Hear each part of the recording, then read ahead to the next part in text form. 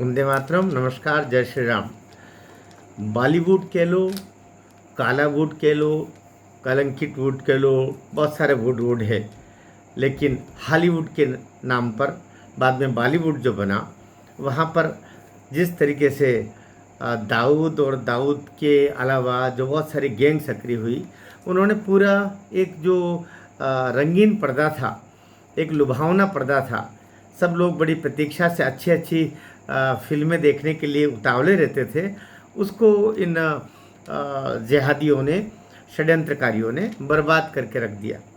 गुलशन कुमार की जो हत्या हुई, उसके बाद जो थोड़ी बहुत संभावना थी वो भी ख़त्म हो गई, जब माँ दुर्गा के मंदिर के चौखट पर, सीढ़ियों पर उस भजन गायक, भजन बनाने वाला और धार्मिक फिल्में, धार्मिक गाने और इन सब की एक जो भगीरथी प्रवाहित की थी उस व्यक्ति ने, उसकी हत्या के बाद ही ऐसा लगा कि अब ये देखने लायक नहीं बचा है, क्योंकि वहाँ केवल षड्यंत्रकारी, हत्यारे और जिहादी तत्व वहाँ पर सक्रिय हो गए थे।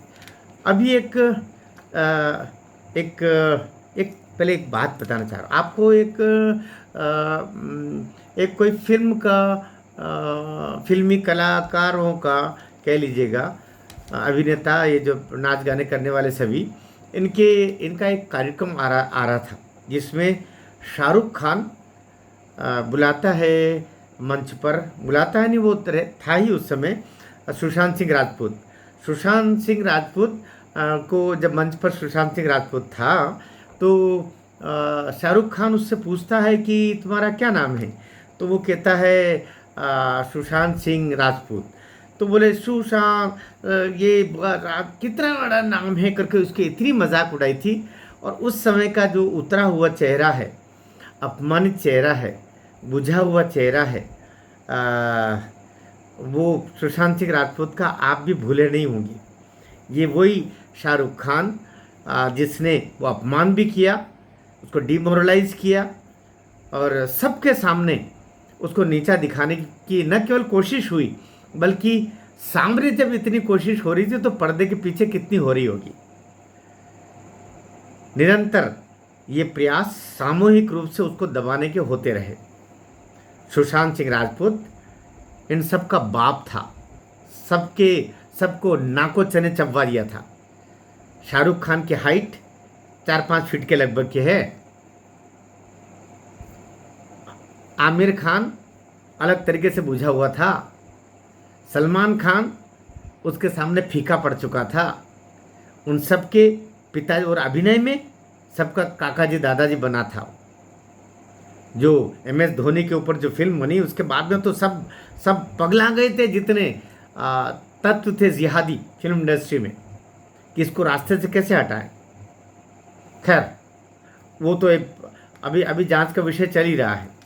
हम अभी बात कर रहे हैं कि शाहरुख खान ने अब अपनी औलाद को, अपने लड़के को, जो ड्रग लेने के उसमें, अभी कुछ ही दिन पहले मुंबई पुलिस के हत्थे चढ़ा था, जेल में भी रहा, और जेल से शाहरुख खान ने बड़े ही उससे मनोतियाँ कर करके और उसको वहाँ से जमानत करवाई। बहुत समय जेल में रहा लड़का आर्यन, और लेकिन अभी बाहर है। अब उसका तथाकथित डेब्यू कराया जा रहा है, और बेट्स ऑफ बॉलीवुड या पता कौन नए इसी टाइप की कोई फिल्म, सीरियल वगैरह वगैरह बना करके उसको लेके आ रहा है। बड़ी भावुकतापूर्ण तरीके से, बहुत बड़ा उपकार कर रहे हो, जैसे फिल्म इंडस्ट्री पर और सारे अभिनय के क्षेत्र में एक कोई अवतार आ रहा है। सुशांत सिंह राजपूत को असमय मारने का और मारने के लिए विवश करने का इन लोगों को अफसोस नहीं है। अपनी ड्रगिस्ट, अपनी नाकाबिल औलादों को लेके आते हैं फिल्मों में, जिनको कुछ नहीं आता, लेकिन उनको परोसते हैं सामने, क्योंकि पैसा तो आ ही रहा है। पैसा तो काला, पीला, हरा, न जाने कौन कौन सा पैसा आ रहा है इनके पास में, जिससे सब स्क्रीनें खरीद लेंगे। देखना हो तो इनको देखो। सुशांत सिंह राजपूत ऐसे जब बच्चे आते हैं, उनको असमय काल के गाल में पहुंचा दिया जाता है। तो अभी आर्यन जी आ रहे हैं, लेकिन सावधान, बॉलीवुड से दुनिया अब घृणा करती है, कम से कम भारतीय तो घृणा करते ही हैं।